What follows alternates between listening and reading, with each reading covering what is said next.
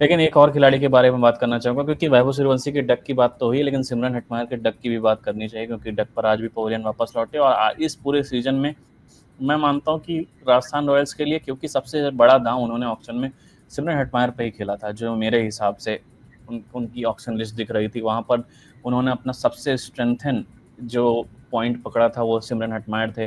पूरे सीजन में उनका बल्ला नहीं चला, उन पर जो डिपेंडेंसी दिखाई। और यहाँ पर भी सवाल यहाँ है कि आरआर की यहाँ पर ज़्यादा गलती कि वो ओवर डिपेंडेंट हो गए सिमरन हेटमायर जैसे बल्लेबाज पर, या पर सिमरन हेटमायर का ही ये बिगेस्ट फ्लॉप सीजन था। इस तरीके से इस सीजन को देखना चाहिए, आरआर के परफॉर्मेंस को देखना चाहिए। लेकिन सवाल तो दोनों पे हैं, आरआर के मैनेजमेंट पर भी हैं, सिमरन हेटमायर पे हैं। सिमरन हेटमायर को बहुत मौके मिले, क्योंकि इससे पहले कई बार ये सवाल उठ रहे थे कि सिमरन हेटमायर को गेंदें नहीं मिल रही, उतना खेलने का मौका नहीं मिल रहा, उतना गेम टाइम नहीं मिल रहा है, आरआर मैनेजमेंट उनको लेट भेज रहा है, इस वजह से शायद वो परफॉर्मेंस नहीं है। लेकिन आज के मुकाबले में तो ऐसी सिचुएशन नहीं थी, वहाँ पर भी अब डक पर पवेलियन वापस लौट गए। बिल्कुल। आई थिंक बहुत क्लियरली दोनों दोनों साइड्स की गलती है, किसी एक साइड पे ब्लेम डाला जा सकता। स्टार्टिंग के मैचेस में यस, हेटमायर को ये लेफ्ट राइट कॉम्बिनेशन के चक्कर में हेटमायर को ये भेज ही नहीं रहे थे। बहुत बहुत ज़्यादा मौके थे, बहुत ज़्यादा अच्छे एंट्री पॉइंट्स है हेटमायर को भेजने के लिए, पर वो नहीं भेज रहे थे लेफ्ट राइट कॉम्बिनेशन मेंटेन करने के लिए। और जब आप ऐसा करते हो ना स्टार्टिंग में, अपने इतने इंपॉर्टेंट बैटर को गेम टाइम नहीं देते हो, तो उसकी फॉर्म को वो आप उससे एक्सपेक्ट नहीं कर सकते कि सडनली फॉर्म पकड़ ले।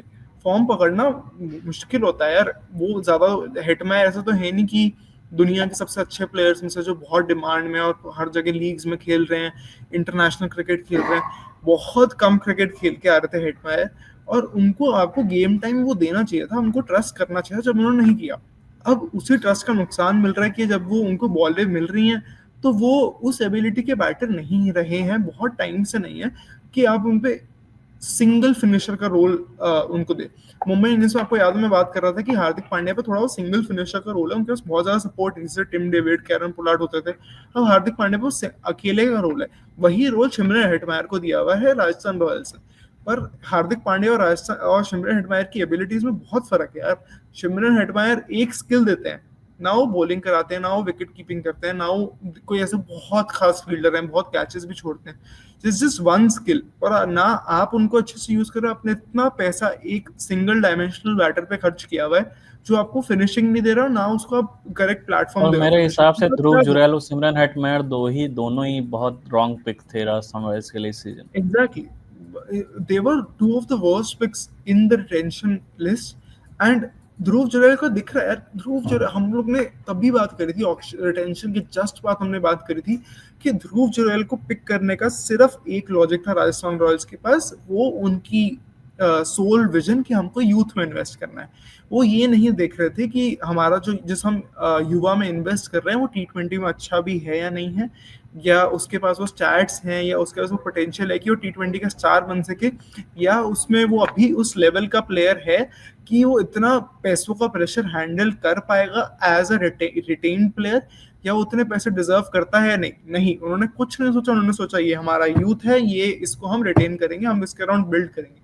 ये मैं अगेन, ये फुटबॉल की चीजें होती हैं यार कि आप की यूथ के अराउंड बिल्ड कर लो। क्रिकेट में जब हर साल ऑक्शन हो रहा है और आपको बहुत ज्यादा प्रीमियम पे रिटेन करना पड़ता है, उसमें ये सब स्ट्रैटेजीज काम नहीं करती हैं।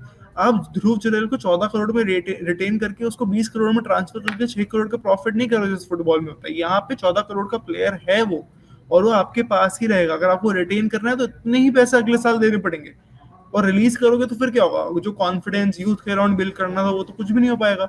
इतने ही पैसे अगले साल भी देने पड़ेंगे। अब क्या करोगे? आप हटा दोगे उसको, फिर क्या होगा उसके कॉन्फिडेंस का और यूथ का और उसके अराउंड बिल्ड करने का? अंबती रायडू ने बिल्कुल। एक बहुत सही बात बोली थी कि कोई राजस्थान रॉयल्स को समझना चाहिए कि वो चैरिटी नहीं चला रहे हैं यहाँ पे, वो सीजन जीतने पड़ेंगे, और वो ऐसे नहीं जीते जा सकते। बहुत ज्यादा प्रैक्टिकल रहना पड़ेगा, इतने इमोशनल चॉइसेस से आप नहीं जीत सकते।